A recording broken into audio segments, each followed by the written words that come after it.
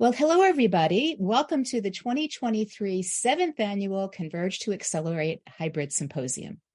In this session on developing a secure internet-based network of trusted data, we will discuss how businesses, healthcare organizations, and academic pioneers are addressing digital transformation challenges and opportunities to preserve digital identity, data provenance, universal access, and secure, privacy-preserving transactions in the rapidly evolving world of digital transformation, including how to harness socially responsible global data sharing. There's a lot to talk about here. I'm your moderator. My name is Florence Hudson. I am the Executive Director of the Northeast Big Data Innovation Hub at Columbia University in the city of New York, and CEO of FDHint, a global consulting firm in advanced technology and diversity and inclusion. I'm also on the IEEE Engineering and Medicine and Biology Society Standards Committee and on the Blockchain and Healthcare Today editorial board. Our guest speaker today is Thomas Hardjono. Thomas, please introduce yourself. Thank you, Florence. I'm excited to be discussing these topics with you today. My name is Thomas Hardjono. I am the CTO of a group at MIT called Connection Science and Data Trust. We work on various aspects of the data economy, the data-driven society, including technology, technical, engineering side, all the way to the socio-technical, the people side. So your questions are very much what we do here in our group at MIT. Thank you very much for the invitation. Thank you. We're delighted to have you. And at MIT, the Massachusetts Institute of Technology, which is in Cambridge, Massachusetts, it's wonderful when we talk about technology and the humans, right? Sometimes I know in academia and in research, I was, for many years, I was at NASA, I was at IBM for many years, but in the research side, sometimes we forget about the humans. And it's so important in what we're talking about that we're including both. So I'm always so impressed with what goes on at MIT, and we're delighted to have you. So let's jump right in. If you could please share with our audience what this topic means to you and how it relates to the work you do now and expect to do in the future on developing a secure internet-based network of trusted data. Sure. Thank you, Florence. So the big challenge is that it's very clear that society is data-driven. So that means that a lot of decisions being made by communities, by society, by governments, in policy making and so on is dependent on data, and it's clear to everyone who owns a smartphone, owns devices at homes. We're generating a lot of data just in our act of living, and so it's not just the usage of the data, but how do you actually manage the data? Because your data, my data will reflect, will provide the ability for people to find out more private information. So there's this question about privacy. And so going into the future, I think the issue of data computation, and of course, more recently, we've heard about AI and generative AI and large language models. Don't forget that behind all these keywords, there's another important word, which is data. Large LLMs and generative AI and ChatGPT will not work without a huge amount of data to make it understand about our behavior. But yeah, definitely this is a topic that's close to my heart, close to our group at MIT. I totally agree with you. And if I could add a couple of comments. So leading the Northeast Big Data Innovation Hub, which is funded by the National Science Foundation in the U.S., and we also have had some funding from the National Institutes of Health. When we talk about a secure internet-based network of trusted data, there are many things, there are so many words in there, right? A secure internet-based network of trusted data, and then we talk about blockchain. How secure is that? And then you're talking about privacy of data, and there are different rules and regulations around the world. There are privacy-preserving technologies, and then there's actually making sure that the data provenance, that the data can be trusted, and that you can trust that the people or devices or services trying to access your data, can they access it? Can they change it? There are just so many issues in there. And those are some of the challenges that we deal with in the big data hubs. Let's try to enable data sharing, but wait a second, who are we letting in? What are the trust and identity issues? And just to add a little piece to that, to kind of expand the thought, one of the things that we do with IEEE, the Institute for Electrical and Electronic engineers is I lead a global working group on clinical Internet of Things data and device interoperability with TIPPSS. And TIPPSS is a new framework we're creating that stands for trust, identity, privacy, protection, safety, and security. And it relates to the data, it relates to the devices, it relates to the humans, it relates to the enterprise. There's so many things to think about. So as we get to this secure data sharing opportunity, there's so much value in it. Let's leverage the data together and get more insight and improve outcomes in general. But there's so many challenges. So what are the challenges that you see today and in the future in this topical area? Yeah, great. You mentioned IEEE. I love the IEEE. I've been a member of the IEEE since undergrad, which is, I don't want to say when because I might reveal too much. But it's great to, to see the IEEE getting involved here because we will be needing standards for this. But back to your, bigger question about challenges. So if I had to put it in a single sentence, yes, we've got distributed data models and so on. The bigger question is how do you compute on data that you don't own and you don't hold, right? So increasingly, people have enormous amounts of data behind firewalls. Essentially, they're siloed.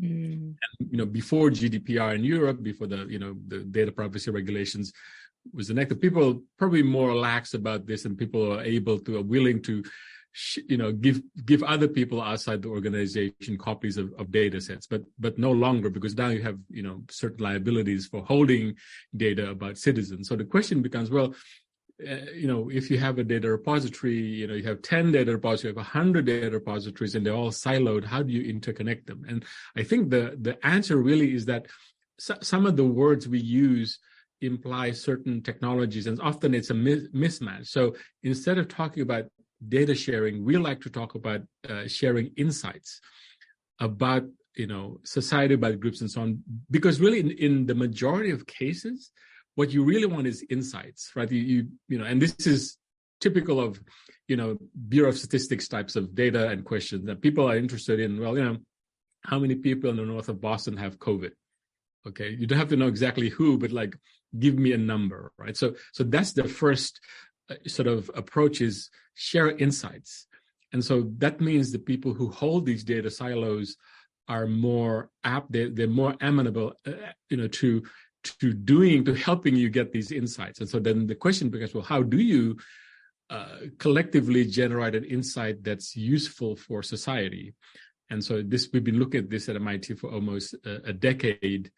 And the model we've arrived at is basically, you really need to standardize APIs through these silos, and also you need to define acceptable questions, the queries, the questions. And the questions could be expressed in, complex statistics language like R, whatever it is, or maybe in Python, or maybe in pseudocode in English, right? But if I ask you, Flo, please compute this question on your data store and just give me the answer, I think you will be more open as an organization to do that. You might say, yes, I'll do it, but for a fee. That's fine.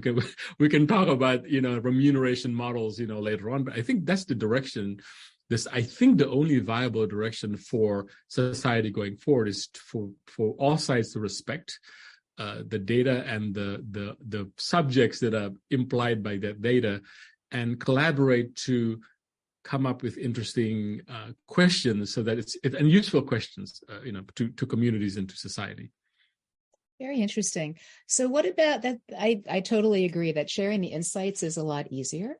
And I know I was working with a researcher at Boston University that was doing secure multi-party computation. I don't know if you've been involved with that before, but I think that might be a technique that can be used sometimes. That's right. And so maybe you could talk a little bit about that. Sure. So the idea, NPC, so multi-party computation is a sub-discipline in cryptography that's at least 20 years old. I mean, I remember reading, papers back in the, early 90s on this topic.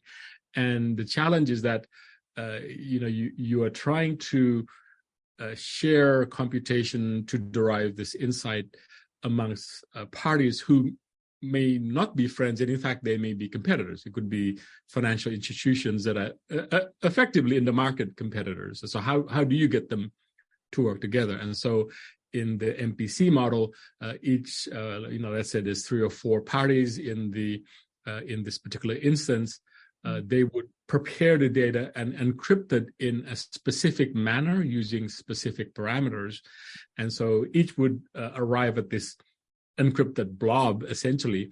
And then, each would deliver these copies of the blobs to the other parties. So at the end of the first kind of stage, all 4 parties will have 4 blobs, their own and 3 others. And the great thing about MPC, computation is that each party can then, using those 4 blobs or 4 pieces, can in fact compute on their own in their own space and come up with the same answer. And so the key thing is that the MPC algorithm must guarantee that all parties arrive at the same answer, right? So it could be as simple as, compute the average of, salaries of 4 people is my favorite example, right? So because that's what you're interested in, is the average salary, not Alice's salary or Bob's salary, but it has a lot of promise. It is computationally very intensive and bandwidth intensive. So researchers are continually refining and coming up with different MPC models of secure multi-party computation schemes to overcome some of these, limitations. Interesting. Do you envision that quantum or other like parallel computing abilities would be able to help with that? I hope so. Quantum goes both directions. So if you have high speed, for, solving some of these bandwidth and CPU sort of bottlenecks in the MPC, it could also be used to break stuff, right? So yes, I think, definitely the quantum computing has promise in this particular, MPC, space. Yeah. So I think that is going to be interesting. I agree with you. With any tool, you can use it for good or for bad, right? With anything, you can drive in a car to get somewhere faster, or God forbid, it can go into something and hurt somebody or something. So anything could be used for good or bad, even though it was envisioned to be used for good. And so that's going to be one of the challenges and opportunities with the advent of some of these new technologies too, I think. Similar to the internet. Oh, you can get to everything. Oh, no, you can get to everything, and then, it has the security and privacy issue. And as we look at the trusted data side of it and the challenges there, I think there's so many issues with data. Was it captured properly? Was it hacked on the way? Was part of it lost? Where did it come from? And do you really know it came from there? Who's touched it? And, then there are issues like, when I remember when Germany first came out with their cloud regulations, they said any data created in Germany stays in Germany. And I remember I was traveling with my Fitbit and I was thinking, do I have to leave my Fitbit in Germany? And so like understanding what these different rules are, but then also from like a responsible data science perspective and responsible use of data and secure data, do you have any thoughts about how you can actually check the provenance of data or validate data? Yeah, I think this is part of the evolution of enterprise data management, right? So organizations, enterprises, really need to know and keep a log. You almost need a separate system to log just data set files. Was it generated internally? Was it imported? If it's imported into the boundary of the enterprise, who did it, what purpose? And so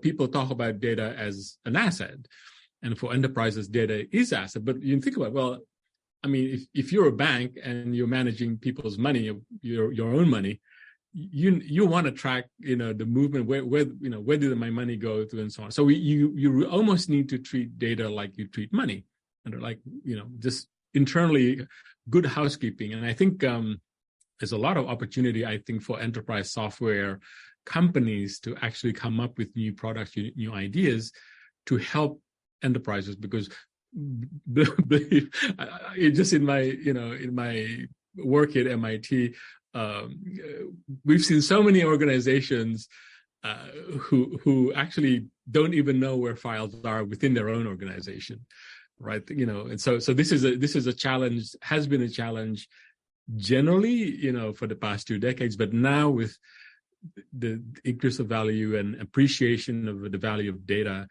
plus the new regulations about data privacy, really enterprises need to keep track of it. Now, this also applies to service providers whose business is generating and managing data. For example, telco companies, right? They have customer data. Banks have transaction data, credit card data, right? I think so. This is becoming, relevant for these traditional sectors, but also for these sort of new upcoming company startups, in AI, AI-related services, LLM types, services. If they are going to provide services for outside customers, they themselves need to track, did this data set come from one of my customers, customer A, or did it come from customer B? Did I agree to ensure there's a firewall between these two data sets? Do employees have employees running off with, is there data theft? How do I prove there isn't data theft? Am I using the latest data at rest protection technologies to ensure that, data doesn't sort of get lost? But these are all part of the sort of enterprise organization challenges going forward. Totally agree with you. And on that point, maybe things were simpler when it was within an enterprise, and now we have people sharing data all over the place. Or if I'm wearing like an implanted medical device, let's say, thank God I don't have one yet, but when I go to a different country, and my doctor is trying to keep an eye on what's going on with me, or they need an emergency firmware update. Oh my gosh, yes. How there's so many issues with that. And that's one of the things we're trying to address in these standards we're working on with IEEE and Underwriters Laboratories. So what about the trust and identity pieces? How do you know that's really the doctor? How do you know they're affiliated with that organization, with that healthcare provider? How do you validate their identity? How often do you validate their identity? They're keeping an eye on you all day, like every microsecond, every 10 minutes. Like, how do you decide? And this is to enable, privacy of the data, protection of the human, protection of the data, and then the ongoing safety and security. So there are issues within an enterprise, including insider threat, people who take data they shouldn't take and then share it with people they shouldn't share it with. But then there's also all these degrees of freedom of all these, facets and angles of attack, as we say, in cybersecurity, right? So what are some of your thoughts on what we can do in any of those areas? I know I brought so many up, but this is, So just in the same way that, so in the group, we classified this problem under the personal data store problem, PDS problem. And that is that just like, a bank today has an account that has my money in it, in the future, it's quite possible that we have organizations, private sector, companies that offer personal data storage and management for individual citizens. So to use your specific, case where you've got a heart pace, monitor, and you're in Europe, maybe one, speaking as an engineer, IEEE engineer here, one possibility would be that my heart pacer would communicate via my smartphone, via Bluetooth, and my smartphone would just upload all my data into my personal store in the cloud somewhere. And the cloud could be operated by this, new types of service provider. But the key thing is, this fiduciary obligation. That's an important word, because a money bank today, by definition, they have fiduciary obligations. They have to put me, the customer, as number one. It's their obligation. And so a personal data store provider is not just a cloud storage provider, that we have today. It's more than that. It's actually a data management company. And it's interesting because then they are in a good position to actually come up with interesting ways to derive revenue for themselves, right? So I don't like the word monetize because it's abused too much. It kind of means, well, I'm going to sell your data to the marketing guys, and that's how there's more clever ways to entice people to come into such an ecosystem. And one of the models we've been looking at least from the legal organization perspective, is what we know in the United States as a credit union, because a credit union, unlike a bank, sees me as a member. So if you go to any credit union, it's like, oh, here's a member, not a customer, all right? And so we've been studying that model to see, well, they have the same fiduciary, obligations, legal fiduciary obligations as a bank. Could this model be used for a future personal data store management company, right? And if you think about, well, if you have a company, the other model is a data cooperative, right? Just, everybody's familiar with the farmers co-op from way back in the Depression times in the 30s. It's continued. We have co-ops today, just talking to, someone from the largest milk, producing co-op in the country, and many of them are farming, So the concept is very familiar, but what if you could have a data cooperative where it's run as a professional organization, it has fiduciary obligations, and people pay a fee. I'll pay annual, whatever, $40 a year, $50, $100 a year to this organization to help keep my data, and in fact maybe even sort it out. Here's my telco data, here's my health data, here's my heart pacer data, right? So the question is, once you have a data co-op, isn't that a great way to begin to share insights? Because if you have a data co-op with 50,000 members in New England, and suddenly we have emergency need, like a COVID thing coming up, I could authorize the data co-op to say, hey, do a computation on whatever tracing you need, right? But the key thing is that I have a copy of my data and I can control how I manage it, who I delegate management to, under some legal framework, so that both sides are satisfied. So those are some of the things we look at in the group. That's very interesting. And then there would be rules related to if you anonymize the data before you send it in. Yes, that's right. Yes. So that becomes, that's right. Yeah. Governance. So the data co-op needs its own governance. So this is one of the things we've been, researching. Well, what kind of governance would you conceivably need in a data cooperative? And I guess it would differ from many perspectives. It would differ based on regulation of wherever you are, whether it's state level regulation, like in California. In the U.S., California tends to be on the leading edge of this privacy and security stuff. Or it's based on which other jurisdiction you're in by country, or like in the European Union. So there would be regulations. I guess there could also be norms. That's right. Yes. Related to different industries, as an example. That's right. And also somebody's personal data actually originates from different verticals in the industry. So there's the telco vertical. There's my telco data on my smartphone, right? And then the GPS. Okay, so could be that my device generates the GPS location, call data records, and then my travel, my Uber trips, my train trips, right? So all that data comes from different verticals in the industry. I have the right to have copies of it. But today the problem is the data holders now, these verticals, are not ready to give me a copy of my data, or it's in a format that's not standardized. And so suddenly I get 100 different files. And as a if I was a non-technical person, I'd be like, well, number one, where do I put this? Number two, how do I sort out the telco data set from my, Uber data set? And so this is why the data co-op, presents a great business opportunity for startups who are, wishing to sort of go into that space, into that direction. Yeah, and I guess the question is, who would you trust to do that for you?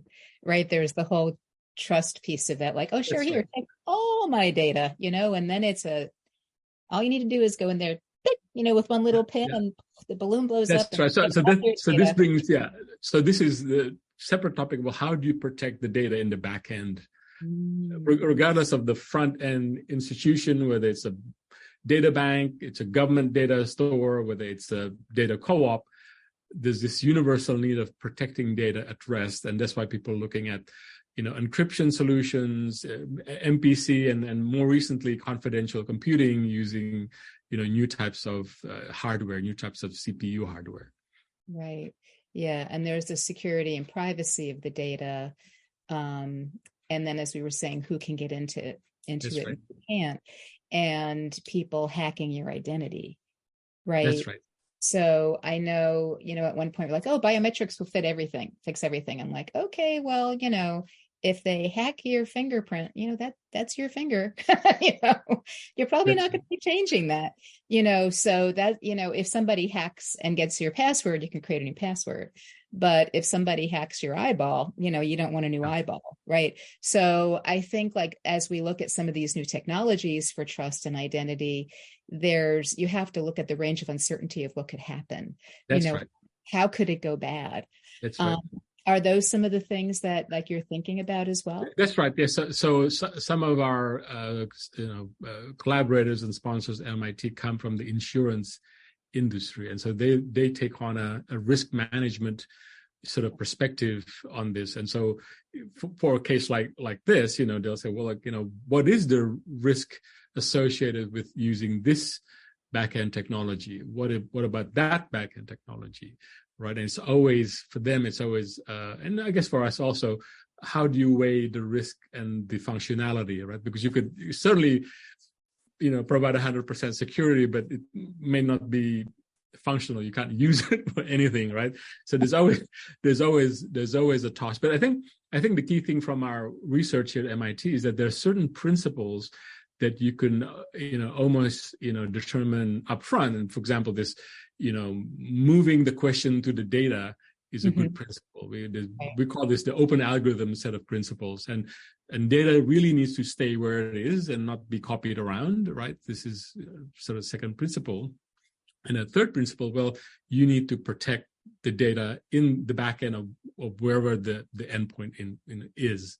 So if it's a data co-op, well, the data co-op needs to acquire, buy data protection technology for their backend, and that needs to be computed into the business model of a data co-op. And as a member, that's my membership fee, right? To pay for this, technology.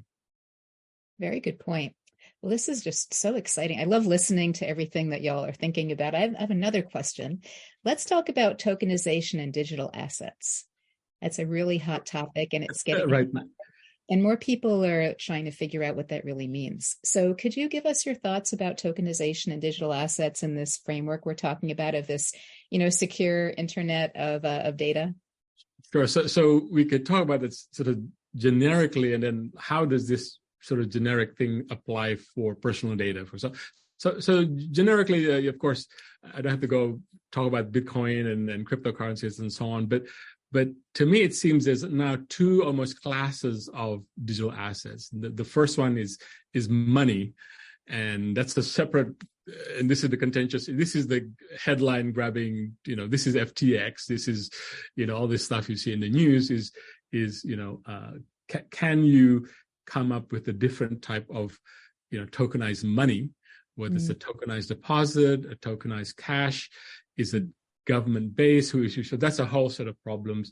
And then there's this more promising area, which is some people call it the Internet of Value. Web3 is the Internet of Value, and that is that how can I tokenize? How can I turn my favorite example, the Picasso in my basement, which is already raised as flags. How can I turn the Picasso in my basement into a token where I could, sell to you, Florence, on a blockchain somewhere? So there's this implicit there. There's this almost 2-step, 3-step process where there's the, of course, authenticity, provenance of the asset that needs to be solved.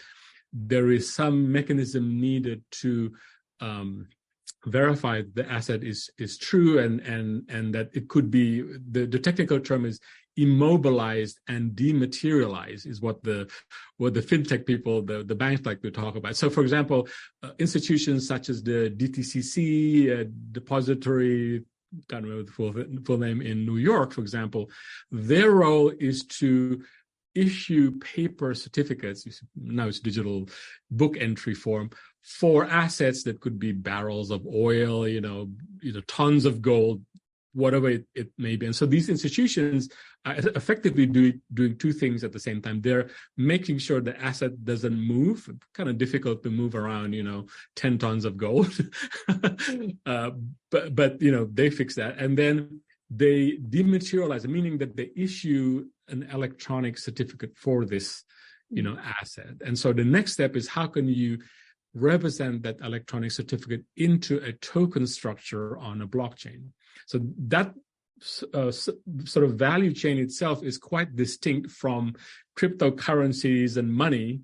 It's almost two separate universes. And I think a lot of the confusion in the media today is they're trying to mix these things together. And it's quite possible in the future that, you have, a growth in this sort of tokenization of physical assets and trading on the blockchain across multiple blockchains. There will be multiple blockchains out there, for sure. This is how the internet, evolved, and some will be public, permissionless, like, the well-known today's Ethereum. Some will be closed and private, such as some of the, experiments, proof of concept being developed today by some financial institutions. But it's quite likely that these two tracks need to be interconnected for payments and settlements, because it's very clear now that so people talk about government money as having three things, store of value, kind of you guys know what I'm talking about. But more importantly, my greenback paper that I have in my pocket is a direct claim on the US Fed. Mm-hmm. If you use something in between, like a stable coin, people talk about stable, it's a privately issued token money, it's not a direct claim. And so you lose the veracity, you lose the brand, the reputation of the Fed is not behind this. And this is what we saw in Terra USD, that the company Terra Luna, it was also front page, right? So I think we're in an exciting time. People sometimes lump them together as Web3, and I tend to think, well, it's more complex than that. But the Internet of Value is actually a phrase that I learned from John Yang, who's a president of one of the big blockchain companies, Avalanche, and he described it quite well. In the old days, the Internet 2 was, Web 2 was to move data across. Me sending you email, people sharing Instagram photos, But in the future, it could be that I'm sending you the deeds to, a property that's, somewhere, in the world. Very interesting. How does that apply to healthcare or medicine?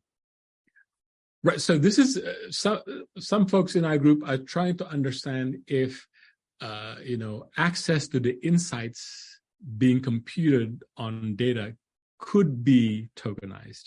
Well, that's interesting, isn't it? Right. So you're not tokenizing data. You're not tokenizing the money. You're saying, well, there's this private data, health data repository that has, cancer data for 100,000 people. Right. So, wow, that's valuable. If you're a pharma company, you're probably drooling. It's like, wow, this is super. And make it even more interesting. Oh, here's a data set for like complete, data biobank for 20 million people. That's like, oh my God, that's a gold mine, right? And so maybe what you're trying to tokenize is the insights, the access to the insights. And so it could be that you have a collaboration of, we like to use the word consortium, a data consortium of these data holders, where they could pre-compute, pre-publish these questions that I spoke earlier about, the insights into, computable insights, it's like literally Python code or pseudocode, and it's still private. And if you are, a pharma company wanting specific types of insights, you could pay to get this organization to compute, to run this algorithm for me on this 100,000 patients. right? And that might cost them whatever, $1,000. And then the pharma company goes back and says, you know what? Out of these 100,000 people, we're really interested in this 10,000. This is all anonymized, so the pharma company doesn't know who these 10,000 are. And so you say, oh, could you run this more specific algorithm on this 10,000 people? Because we're trying to identify a cohort of a subset of these 10,000 people who have these particular traits. So as the insights gets more complicated to, the algorithm to be designed and computed, the cost, goes up, right? So in a sense, yes, the data providers, data holders are happy because they're making revenue to pay for the infrastructure, to all this stuff we talked about, data protections, and then the consumer, the customer, for example, the pharma companies are also satisfied because suddenly they can plan for next year's expenditure budget, to work on this small cohort, right? Because as you know, in healthcare, there's a lot of, trials needed. And sometimes, my understanding is there's a huge amount of money is being wasted on doing trials on the wrong cohort, so to speak, or just the imprecise match of the design and the cohort of patients. That's very interesting. It sounds like you're saying that the insights could be kind of like at, kind of a critical mass level for like a pharma or someone who's doing research and trying to figure out how to zone in on things. But I'm wondering, could that also be like at the precision medicine and precision healthcare level where? That's right. So it could be that if I was a patient whose data is within this 100,000 person cohort, I could, log in and put a flag up saying, hey, you look, I've got this very rare disease, terminal. I'm willing, for my data to be run on these, searches, and I'm willing to, receive, PMI services to help me, solve some of my medical issues. And this is where this is why the data co-op model is. It's not just it's a community-based thing, and members need to feel the benefit of this. And sometimes benefit is not necessarily money.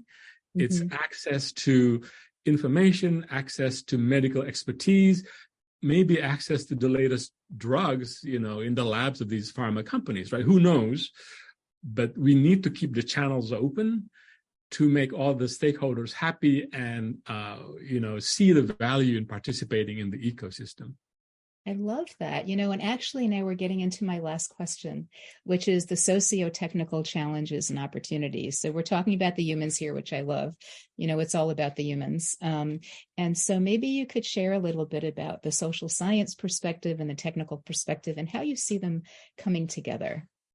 Sure. So a bit of background. Our group is called at MIT Human Dynamics and Connection Science. And the word connection science is about how people connect with each other. It's not about the social graph. It's not, when a connection social graph. No, it's not. Social graphs are useful for some things, but it's not real. But really, the gist is how do we understand how people behave in communities and in society, and how can we use data to help them solve, predict certain conditions in the future.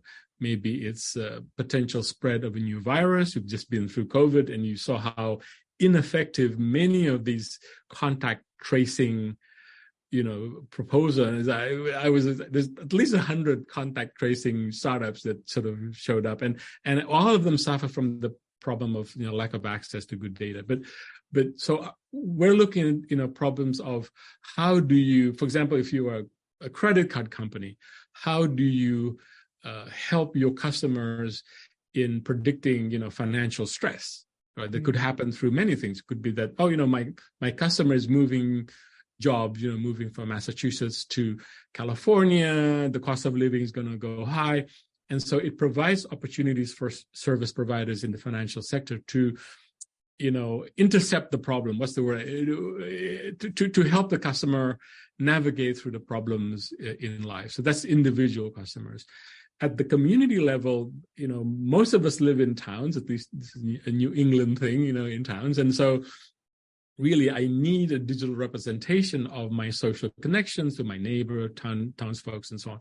Why is that valuable? Well, it'd be good just to do everything from town planning, budget planning, to roads planning in the town and so on. And you scale that up to a city like Boston. I mean, the city of Boston would really need insights about where people are moving. Do they have enough transportation to move from A to B? And the other thing that it's just a conjecture, a theory that we have that seems to be proven again and again on the data sets, is that if you take a particular region and geographic area, square mile, the more diverse, I'll explain what diversity here means, the more diverse set of people that come to that particular square mile, the higher the GDP output in that square mile going 5 years. So we have data on that.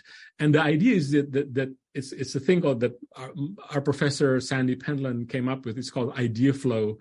This is based on the premise that 500 years ago, when people met at the market, it's not just to sell cows and buy sheep and buy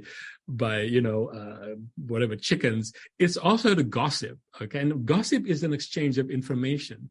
And in fact, it's the gossip that represents the social network. It's not the trading. The trading is done in, 2 minutes, right? And so farmers discussing things like, well, hey, the crops don't look good this year. It's going to.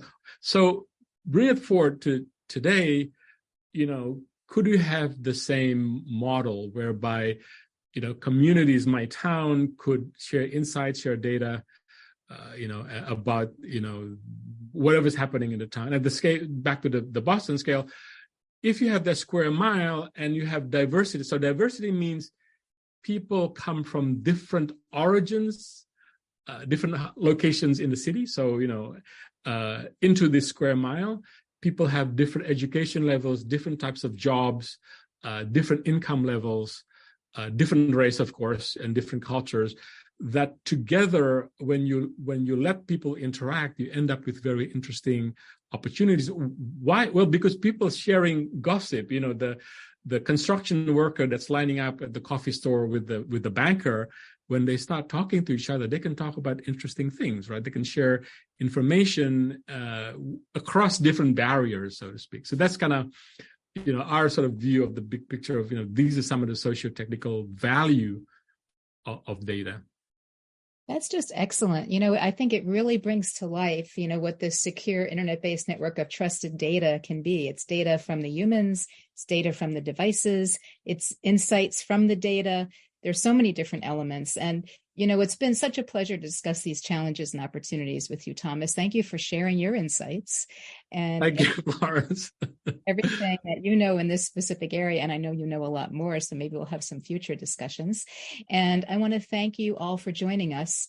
And we want to say goodbye for now. And we hope you enjoy the rest of the Converge to Accelerate event. Thank you very much, thank you for the opportunity, Florence. And great. I hope folks have a great time at this event. And if anyone is wanting to follow up, we have a couple of books out of MIT Press on this topic. One is called, Data is Capital, which is an interesting title on its own. And then we have another book called Trusted Data. This is all the stuff that Florence was asking about, the provenance of data, data co-ops, and so on. But look it up at MIT Press.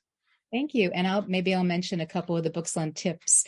So there are a couple of Springer books that I've brought out with 17 women authors, and each of them with me.